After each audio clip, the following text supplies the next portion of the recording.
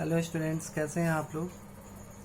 अभी आज की क्लास में हम लोग बात करेंगे। रिफ्रैक्टिव इंडेक्स का टॉपिक हमारा ख़त्म हो गया है, लेकिन उसमें कुछ बताना आपको बाकी है। डेट मीन्स कि न्यूमेरिकल कुछ बताना बाकी है।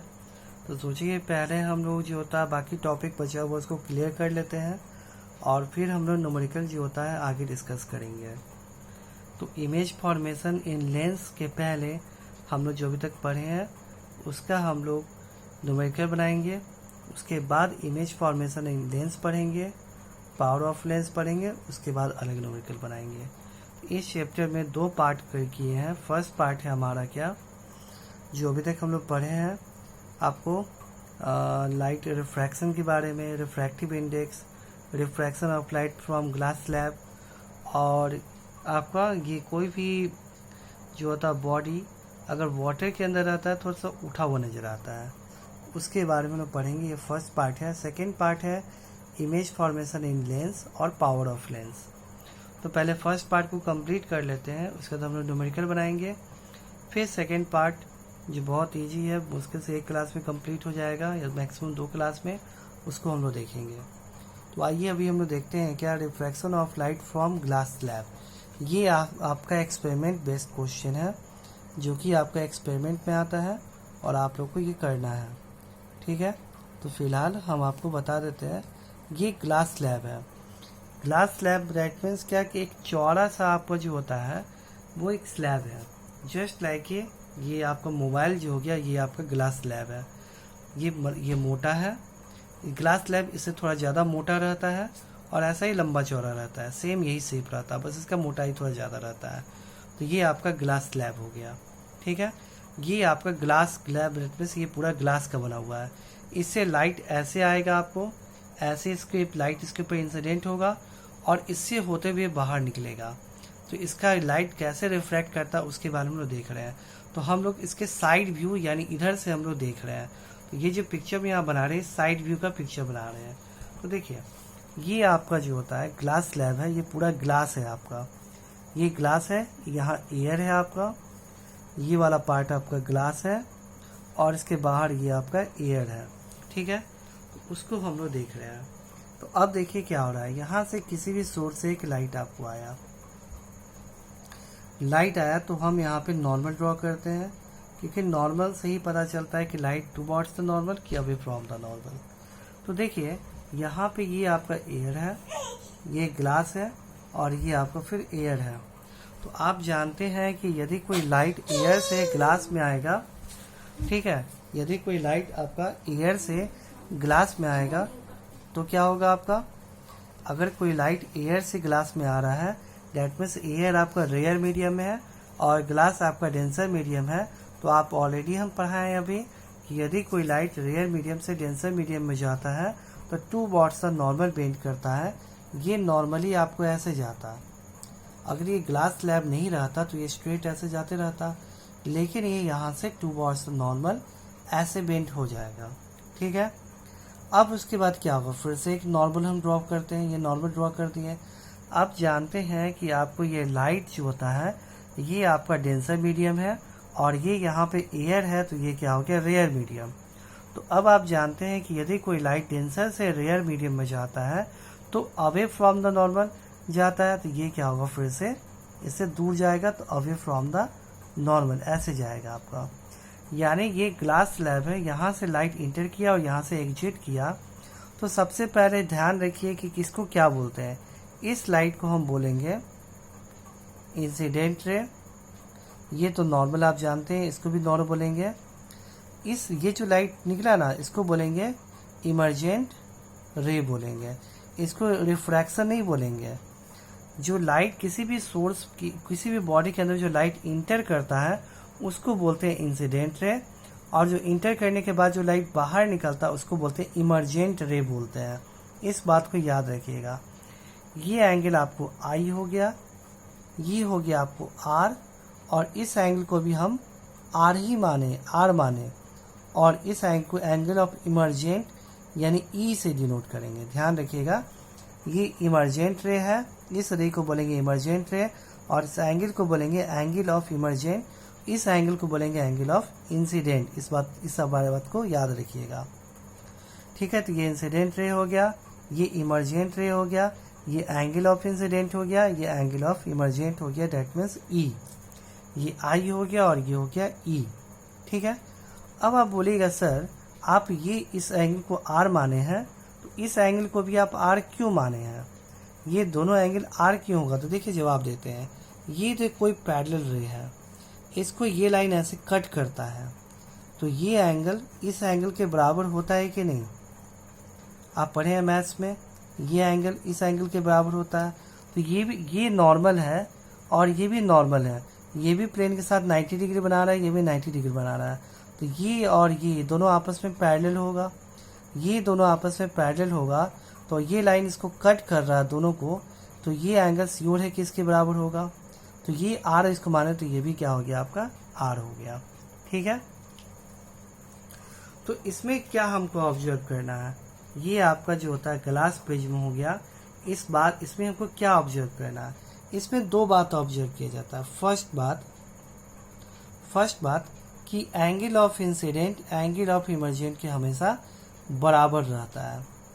ग्लास स्लैब में एंगल ऑफ इंसिडेंट हमेशा एंगल ऑफ इमरजेंट के बराबर होता है। अब बोले सर क्यों बराबर होगा, तो प्रूफ करके भी हम बताते हैं। आई हमेशा ई के बराबर होता है। दो ऑब्जर्वेशन करना है। पहला, आई हमेशा ई के बराबर होता है। सेकेंड क्या हो गया, आपको सेकेंड क्या बात याद रखना है, हमेशा इंसिडेंट रे और इमरजेंट रे ये दोनों आपस में क्या रहेगा, पैरेलल। ये इंसिडेंट रे है, अगर ये इसका डायरेक्शन चेंज नहीं होता तो ऐसे ही जाता, ये इमरजेंट इसका भी डायरेक्शन चेंज होता तो ऐसे ही जाता, तो ये इंसिडेंट रे और इमरजेंट रे ये दोनों आपस में क्या रहेगा, आपका पैरेलल रहेगा।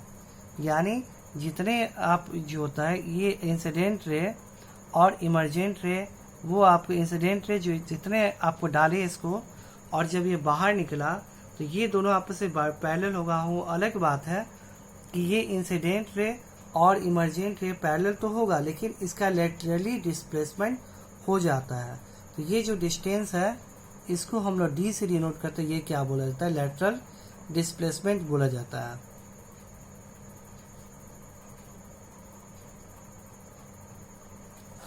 ये आपका लेटरल डिस्प्लेसमेंट होता है।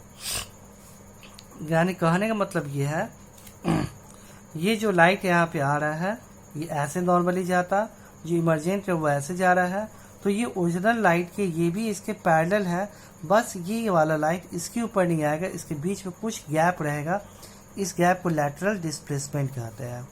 ठीक है, तो दो ऑब्जर्वेशन किए कि हमेशा इंसिडेंट रे और इमरजेंट रे दोनों आपस में क्या रहेगा, पैरेलल रहता है और आई और ई के बराबर होता है। तो आइए हम प्रूफ करते हैं आई और ई आपस में बराबर होगा, इस बात को प्रूफ करते हैं। ठीक है, तो यहाँ से देखते हैं, ये आपको जो हो गया, हम यहाँ पे पहले रिफ्रैक्टिव इंडेक्स निकालें यहाँ का। तो refractive index of glass with respect to air, ठीक है, NGA लिखे, सॉरी आप लोग को दिख नहीं रहा है, देखिए, हाँ यहाँ देखिए हम लिखे NGA, इसका मतलब क्या होगा, NGA refractive index of glass with respect to air. हम कहाँ से निकाल रहे हैं, यहाँ का निकाल रहे हैं रिफ्रैक्टिव इंडेक्स। इसको भूल जाते कि यहाँ क्या हो रहा है, पहले यहाँ देख रहे हैं। तो glass with respect to air, ठीक है, तो यहाँ क्या होगा, एंगल के फॉर्म में साइन, यहाँ भी साइन लिखे। हम जानते हैं कि जिस भी मीडियम का रिफ्रैक्टिव इंडेक्स निकालते हैं उसके एंगल को नीचे देखते हैं, जिसके रिस्पेक्ट में निकालते हैं उसके एंगल को ऊपर रखते हैं। तो ग्लास का रिफ्रैक्टिव इंडेक्स, ग्लास में एंगल क्या आपको आर है, आर को नीचे रखेंगे, और किसके रिस्पेक्ट में निकालें, एयर, तो एयर में एंगल क्या आई, आई को ऊपर रखेंगे, sine I by sine r हो गया। इसको इक्वेशन हम 1 माने। अब यहाँ से हम रिफ्रैक्टिव इंडेक्स निकालते हैं इसका ग्लास का ही, तो NGA अगेन निकालते हैं, refractive index of glass with respect to air क्या होगा, ग्लास का निकाल रहे हैं, तो साइन और बाई साइन। यहाँ गौर से देखिए ग्लास में एंगल कितना बना है आपको, इसको आप भूल जाइए, यहाँ देखिए, तो ये आर बना हुआ है, आर यहाँ लिखेंगे, और किसके रिस्पेक्ट में एयर निकाले, तो एयर में ई है तो ई लिखेंगे। ये इक्वेशन 2 हो गया। अब देखिए दोनों ही में तो हम ग्लास का ही एयर के रिस्पेक्ट में निकाले, तो ये दोनों सेम होगा कि नहीं, आपका सेम होगा ना। देखेंगे from equation 1 and 2, equation 1 and 2 से sine I by sine R equal to sine E by sine R, sine से साइन कट गया तो sine I by sine E, sine तो साइन से साइन कट नहीं काटिए, काटना रूल नहीं होता है। That sine I equal to sine E, जब साइन आई साइन ई के बराबर है डेट मीन्स आई और ई आपस में क्या होगा, बराबर होगा। Angle i equal to angle e, ये हमारा प्रूफ हो गया। ठीक है, इस बात को ध्यान रखिएगा कि ग्लास लैब का ये एक्सपेरिमेंट होता है आपके लैब में, तो स्कूल खुलेगा तो करवाएंगे हम लैब का एक्सपेरिमेंट। ठीक है, लेकिन ये समझ लीजिएगा कि कैसे होता है, एग्जाम में पूछा जाता है। इस बात को याद रखिएगा कि angle of incident angle of emergent हमेशा आपस से बराबर होगा, और ये जो आपको इंसिडेंट रे का जो होता है, इमरजेंट रे लैटरली डिस्प्लेसमेंट यहाँ पे होता है। ठीक है, हाँ, यानी कहने का मतलब ये है आपको एक्सपेरिमेंट से, यदि कोई लाइट है, अगर यहाँ पे 45 डिग्री एंगल पे इसको हम डालें ग्लास स्लैब पे, तो जब ये बाहर निकलेगा तब इसका एंगल कितना होगा, नॉर्मल के साथ 45। अगर किसी लाइट को 60 डिग्री एंगल पे हम डालें, जब ये लाइट बाहर निकलेगा तब भी वो नॉर्मल के साथ में एंगल बनाएगा, क्या 60 डिग्री बनाएगा। इस बात को याद रखिएगा। तो ग्लास स्लैब वाला एक्सपेरिमेंट हमारा कंप्लीट हो गया। अब हम नेक्स्ट बात करते हैं क्या आपको, कि देखिए अब नेक्स्ट बात, ये आपको जो होता है ग्लास है, ये आपका ग्लास है, देखिए ध्यान से, इसमें ये क्वाइन है, आपका सिक्का कोई रखे हुए हैं, तो आप इस सिक्का को कहाँ आपको नजर आएगा बताइए। अगर ये सिक्का आपको ग्लास के अंदर रखा हुआ है तो ये सिक्का आपको कहाँ नजर आएगा। ठीक है, कहने का मतलब ये है कि ये सिक्का आपको यहीं पर नजर आएगा या ऊपर कहीं नीचे नजर आएगा। इस ग्लास पे वाटर प्रेजेंट नहीं है, तो देखिए कहाँ होगा, ये आपका आई है, ये आई आप यहाँ रखे हुए हैं, देख रहे हैं, यहाँ से दो रे आपस में रिफ्लेक्ट करेगा, रिफ्लेक्टेड रे यहाँ पे आएगा और आपके आई के ऊपर पड़ेगा, और ये दोनों बैक साइड में कहाँ कट कर रहा है, यहाँ पे कट कर रहा है। इस सिक्का का जो इमेज है वो यहाँ बनेगा। देखिए आपको पता है जहाँ पे दो रिफ्रैक्टेड रे कट करता है वहीं पे इमेज फॉर्म करता है, तो ये दोनों रिफ्रैक्टेड रे बैक साइड में जाने पे यहीं कट कर रहा है और यहीं से आपको लाइट जा रहा है आई के ऊपर में, तो ये ऑब्जेक्ट आपको यहीं पर नजर आएगा। ठीक है, क्योंकि ये सीधा सीधा स्ट्रेट यहाँ जा रहा है और इमेज बना रहा है आई के ऊपर में। अब इसमें हम क्या करते हैं कि वाटर भरते हैं। वाटर भरने के बाद क्या होगा, देखिए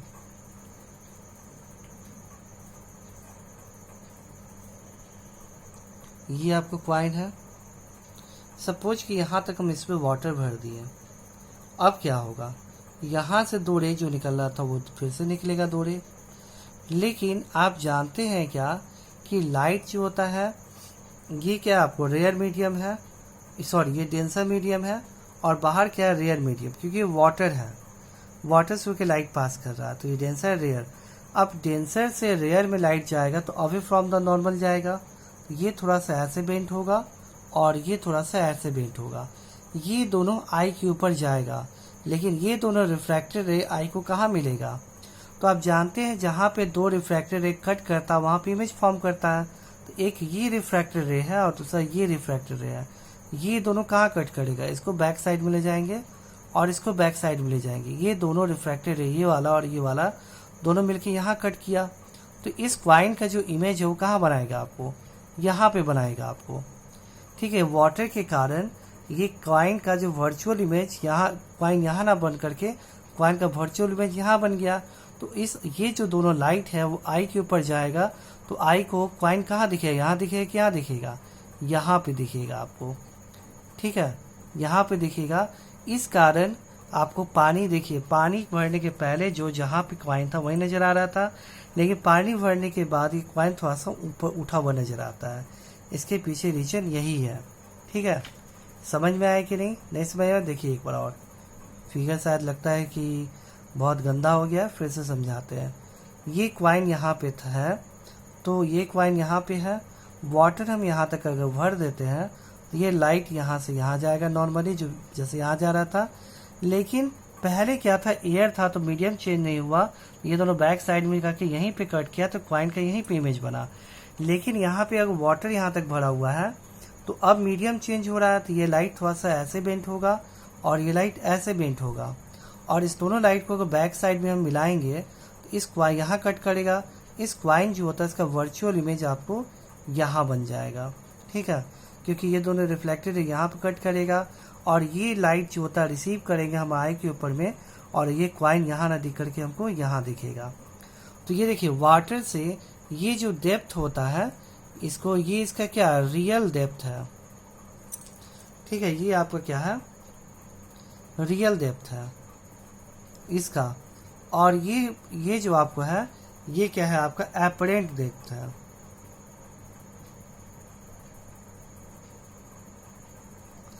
एपरेंट डेप्थ, ये एपरेंट डेप्थ है, मतलब क्या कि जो वर्चुअल डेप्थ हमको नजर आ रहा है वो उसको बोलते हैं एपरेंट डेप्थ, लेकिन रियली में इसका डेप्थ कितना है यहाँ तक है। तो यहाँ से यहाँ जो डेप्थ होता है उसको रियल डेप्थ बोलते हैं, यहाँ से यहाँ का जो डेप्थ होता है उसको एपरेंट डेप्थ बोलते हैं। हालांकि सिलेबस में नहीं पढ़ना है लेकिन फिर भी बता देते हैं, रिफ्रैक्टिव इंडेक्स निकालने का एक और फॉर्मूला होता है क्या, real depth by apparent depth. इस तरह से भी वाटर का आप रिफ्रैक्टिव इंडेक्स निकाल सकते हैं। ठीक है, तो इस कारण वाटर भरने के बाद आपका पेंसिल टेढ़ा नजर आता है या फिर आपका जो होता है क्वाइन उठा हुआ नजर आता है। ठीक है, तो ये आज टॉपिक हम कंप्लीट किए हैं, और अब हम लोग को जो होता है अब क्लास में न्यूमेरिकल आप लोग से बनवाएंगे रिफ्रैक्टिव इंडेक्स का, और इमेज फॉर्मेशन इन लेंस पढ़ना हम लोग को, और पावर ऑफ लेंस पढ़ेंगे, और टॉप हमारे चैप्टर कंप्लीट हो जाएगा। चलिए ठीक है, थैंक यू, फिर अगले क्लास में भी मिलते हैं।